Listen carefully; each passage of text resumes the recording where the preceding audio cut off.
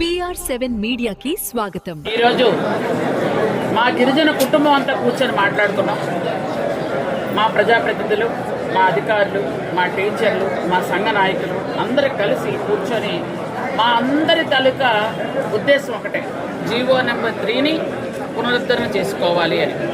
గత ప్రభుత్వంలో పోయినటువంటి జీవో నెంబర్ 3 ఈరోజు తీసుకొచ్చి భావి భారత పౌరులు ఎలాగైతే ఈరోజు అందరూ దేశం కోసం ముందుకు వెళ్తున్నారో, మా భావితరాలు ఉద్యోగాలు చేసుకుంటూ ముందుకు వెళ్ళాలి అంటే మాకు జీవో నెంబర్ 3 కావాలి.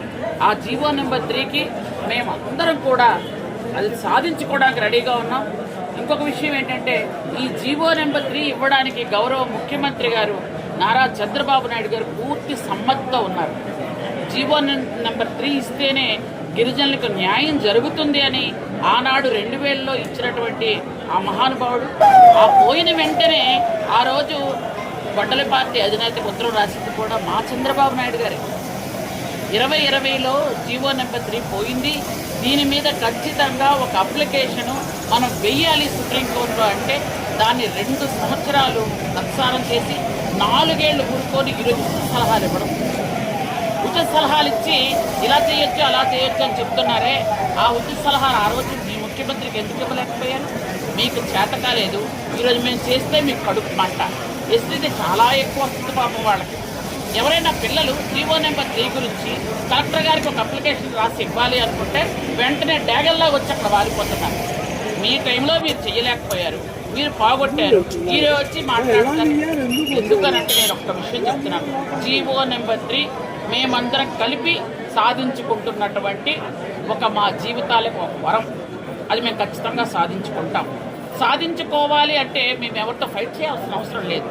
మా చంద్రబాబు నాయుడు గారు మాకు ఇవ్వడానికి రెడీగా ఉన్నారు. కాకపోతే సుప్రీంకోర్టులో ఒక్కసారి పోయిన జీవోని మళ్ళీ మనం చేయాలంటే కొన్ని అమెండ్మెంట్స్ చేయాలి.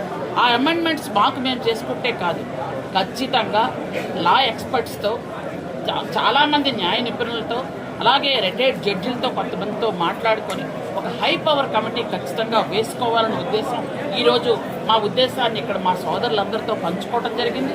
అందరూ సంతోషంగా ఒప్పుకున్నారు. ప్రభుత్వం అలాగే సంఘాలు అందరూ కలిపి కూర్చొని హై పవర్ కమిటీ వేసుకొని ఆ కమిటీతో మేము దీన్ని ముందుకు నడుపుతాం. ఎందుకంటే మేమందరం కూడా స్వతంత్ర పోరాటంలో ఎలాగైతే అందరూ కలిసి ముందుకు వెళ్ళారో, ఈరోజు ఈ పోరాటంలో మేమందరం కలిసి వెళ్తాం. ముందుకు వెళ్ళి ఖచ్చితంగా సాధించుకుంటామనే నమ్మకం మాకుంది. సాధించుకుంటాం.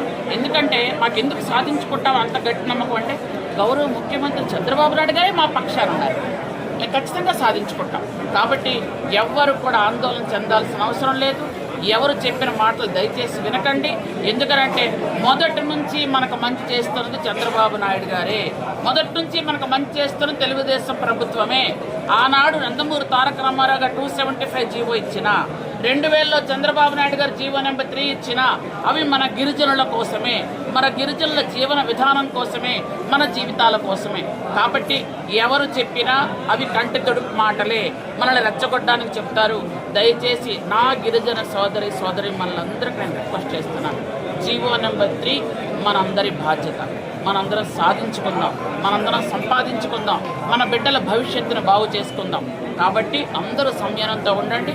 ఈ కమిటీ వేసుకుందాం, ముందుకు వెళ్దాం, సాధించుకుందాం. జై ఆదివాసీ. ఆపేసాము.